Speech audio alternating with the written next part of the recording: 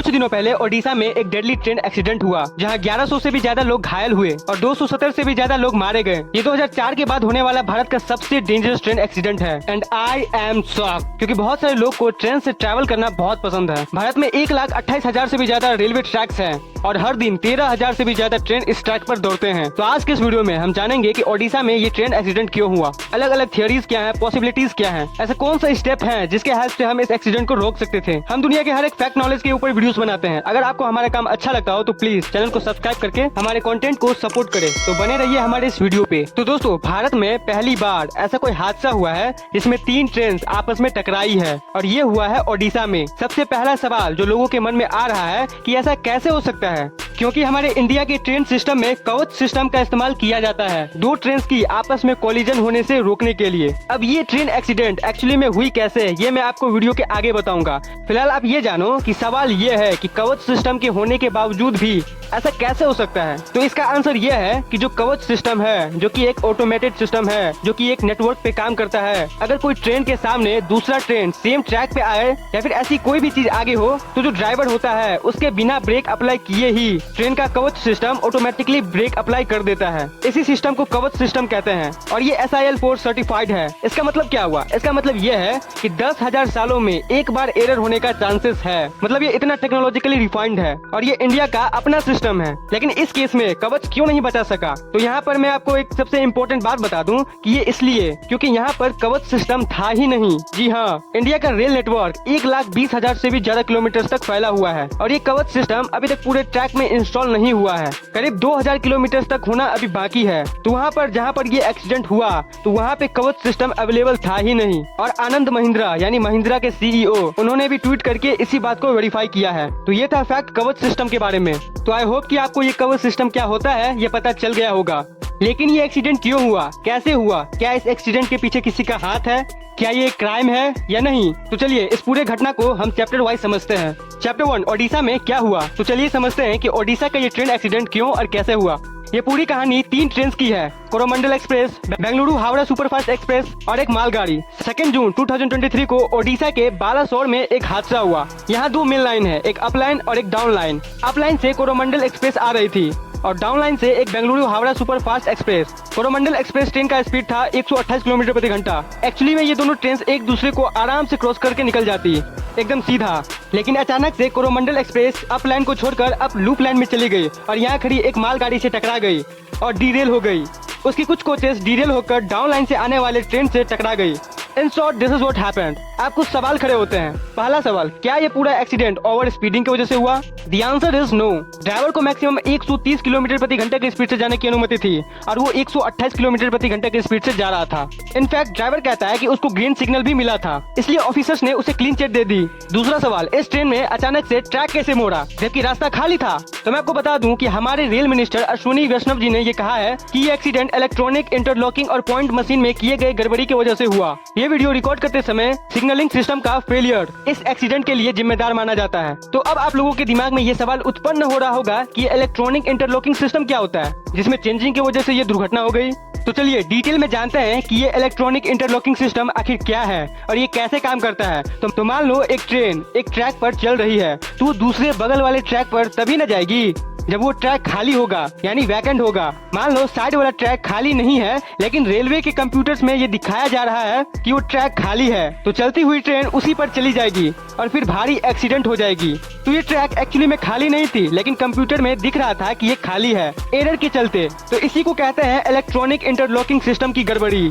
Electronic interlocking मतलब होता है रेलवे का वो सिस्टम जो ट्रेन को अपने ट्रैक पर लॉक रखता है। कौन सा ट्रेन कौन सी ट्रैक पर चलेगी, ट्रैक चेंज तभी करेगी जब दूसरे ट्रैक पर कोई और दूसरा ट्रेन ना हो या फिर ना आ रहा हो, ये सब चेक करके। ये सब मेन काम होता है इस सिस्टम का। कोई 2 ट्रेन एक ही ट्रैक पर ना आ जाए, इसी चीज का ध्यान रखता है ये रेलवे का ये इलेक्ट्रॉनिक इंटरलॉकिंग सिस्टम। लेकिन मैं आपको बता दूं कि कंप्यूटर ही है ये भी, और ग्लिचेस और एरर ऑब्वियसली टेक्नोलॉजिकल चीजों में होती ही है। तो इसी के गड़बड़ी की वजह से ये इतना बड़ा एक्सीडेंट हुआ है। आई होप कि आपको इलेक्ट्रॉनिक ट्रैक इंटरलॉकिंग सिस्टम समझ में आ गया होगा। मैं आपको एक और बात बताना चाहता हूँ कि जो अभी चर्चा में है, जिसे लूप लाइन कहते हैं। जिस जगह पे यह हादसा हुआ है उस जगह 4 ट्रैक्स मौजूद थे, 4 पटरियां, 2 मेन लाइंस थे जिन्हें अप लाइन और डाउन लाइन कहते हैं और 2 लूप ट्रैक्स थे। ये लूप लाइन एक्चुअली में पार्किंग की तरह होती है जिसमें कोई ट्रेन पार्क होता है थोड़ी देर के लिए, ताकि कोई दूसरा ट्रेन उस पटरी से पार हो सके। मतलब वो एक्स्ट्रा पार्किंग की तरह होता है, जिसमें लोकल ट्रेन या मालगाड़ी खड़ी रहती है ताकि कोई दूसरा ट्रेन पार हो सके मेन लाइन से।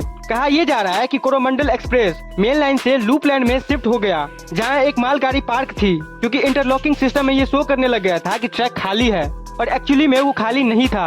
उस लूप लाइन में एक मालगाड़ी ऑलरेडी मौजूद था, लेकिन सिस्टम ये रिकॉग्नाइज नहीं कर पाया। ये टेक्नोलॉजिकल ग्लिच थी या ह्यूमन एरर या फिर कोई क्राइम में भी, इसका पता अभी तक नहीं चल पाया है। कुछ बातें हैं जिनके बारे में इन्वेस्टिगेशन अभी भी जारी है, और हो सकता है कि आने वाले समय में और खुलासा हो और रीजन सामने आए। एक प्लेन में ब्लैक बॉक्स होता है जो हर चीज का डाटा रिकॉर्ड करता है, कितने बजे क्या हुआ, किसने क्या एक्शन लिए एक्सेट्रा। इसकी मदद से प्लेन क्रैश होने पर पता चलता है कि एग्जैक्टली हुआ क्या था। वैसे एक ट्रेन में डेटा लॉगर होता है, जिसमें सिग्नलिंग सिस्टम, स्टेशन एक्टिविटी और ड्राइवर के एक्शन का डेटा रिकॉर्ड होता है। इस डेटा लॉगर से हमें प्रॉपर्ली क्या हुआ इसकी जानकारी मिल सकती है। चैप्टर 2, लोगों का रिएक्शन। जब भी भारत में कोई दुर्घटना होती है तो लोगों की अजीबोगरीब रिएक्शन सामने आती है। कुछ लोग या कुछ पॉलिटिकल पार्टीज ऐसी है जो इस एक्सीडेंट में बाबा बागेश्वर धाम को भी घसीट रहे हैं। लोगों ने ट्विटर पे ये पोस्ट करना शुरू कर दिया। एक यूजर ने लिखा कि बाबा धीरेन्द्र कृष्ण शास्त्री के रहते इतना बड़ा ट्रेन हादसा कैसे हो गया, वो पहले ही रेल विभाग को क्यों नहीं बता दिए। तो दूसरे यूजर ने लिखा कि कमाल है, अर्जी लगाकर पर्ची पर लिखकर भविष्य बताने वाले रेल हादसे के बारे में नहीं बता पाया। ये सवाल पूछने वाले एक या दो लोग नहीं, बल्कि ट्विटर पे ऐसे सवालों की बारिश हुई पड़ी है। लोग सवालों के जरिए धीरेन्द्र कृष्ण शास्त्री को डायरेक्ट टारगेट कर रहे हैं। तो अब तक जो सवाल ट्विटर पे थे वो सवाल न्यूज रिपोर्टर वाले ने धीरेन्द्र कृष्ण शास्त्री जी से आमने सामने पूछ लिया।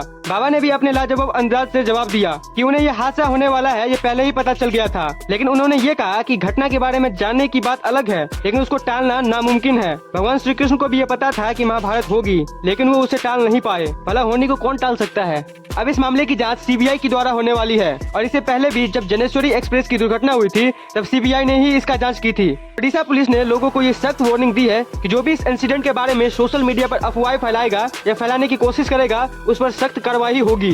तो हमारे सब्सक्राइबर से या फिर हमारे दोस्तों से ये रिक्वेस्ट है कि जब तक कोई वेरीफाइड इन्फॉर्मेशन नहीं आती तब तक सोशल मीडिया पर इसके बारे में कुछ भी अनवेरीफाइड शेयर मत कीजिएगा। चैप्टर 3, ट्रेन एक्सीडेंट्स की हिस्ट्री। इस वीडियो की शुरुआत में हमने हमारे ट्रेन सिस्टम कितना बड़ा है और कितना ज्यादा लोग इसका इस्तेमाल करते हैं इसके बारे में हमने बात की। ट्रैक लेंथ की बात की जाए तो हमारा रेलवे सिस्टम दुनिया में 4th लार्जेस्ट रेलवे सिस्टम है, लेकिन यूरोप या अमेरिका जैसे सिस्टम जितना एडवांस नहीं है। वंदे भारत ट्रेन के साथ हम लोग कोशिश जरूर कर रहे हैं, लेकिन ट्रेन के साथ साथ ट्रेन ट्रैक्स इंप्रूव होना भी जरूरी है। ट्रेन डीरेलमेंट और एक्सीडेंट भारत के लिए कोई नई बात नहीं है। एक ट्रेन एक्सीडेंट के कई रीजन हो सकते हैं, ड्राइवर की गलती, सिग्नल्स की गलती, मैकेनिक की गलती या फिर साइबोटाज भी है, यानी जानबूझकर एक ट्रेन एक्सीडेंट करवाने की कोशिश। सीआईडी की रिपोर्ट कहता है कि 2018 से लेकर 2021 तक होने वाले सारे ट्रेन एक्सीडेंट में से 70% एक्सीडेंट डीरेलमेंट की वजह से ही होती है, यानी डीरेलमेंट के हादसे होते रहते हैं और इस पर एक परमानेंट सोल्यूशन निकालने की सख्त जरूरत है। Chapter 4, solution. अक्सर कोई दुर्घटना होती है तो लोग प्रॉब्लम्स के बारे में जरूर बात करते हैं, लेकिन सोल्यूशंस के बारे में काफी कम लोग होते हैं जो बात कर पाते हैं। चलिए आज कुछ सोल्यूशन डिस्कस करते हैं जिसके मदद से हम भारत के सिस्टम को 1% ही क्यों ना हो बेहतर बना सकते हैं। नंबर 1 है कवच सिस्टम, जिसके बारे में मैंने आपको पहले ही बता दिया था कि ये कैसे काम करता है और इसके फायदे क्या क्या है।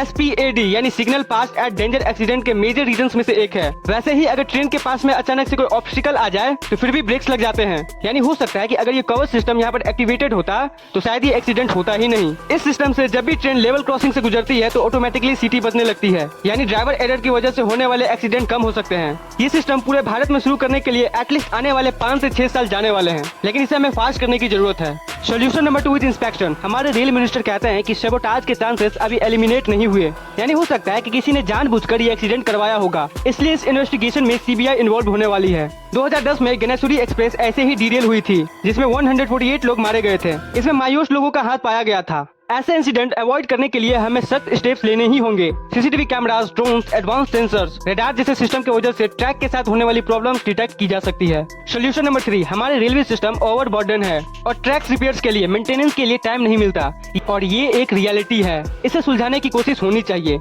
लेटेस्ट टेक्नोलॉजी का इस्तेमाल करके हमारे सिग्नल सिस्टम को इम्प्रूव करके देश की लाइफलाइन माने जाने वाली ट्रेन को हम बेहतर बना सकते हैं। पूरे भारतवासियों के लिए और सेफ हम बना सकते हैं। सीआईजी की रिपोर्ट ये कहता है कि ट्रैक्स के रिन्यूअल्स के लिए जितना फंड एलोकेट होता है वो यूज ही नहीं होता। इसका मतलब ये है कि बजट होने के बावजूद एग्जीक्यूशन में कमी की वजह से रिपेयर और मेंटेनेंस का काम पीछे रह जाता है। Chapter 5, silver lining. जितने भी लोग थे वहाँ, ऐसा कहा जा रहा है कि एनडीआरएफ का जो टीम है वो और वहाँ के सारे लोकल लोग रेस्क्यू करने में मदद कर रहे थे। जो लोग इस एक्सीडेंट से बच गए थे वो लोग अपनी जान की परवाह ना करते हुए दूसरे लोगों की जान बचा रहे थे, जिससे जितना हेल्प हो रही थी वो उतना हेल्प कर रहे थे। यहाँ तक कि हमारे देश के प्रधानमंत्री खुद वहाँ पे मौजूद थे।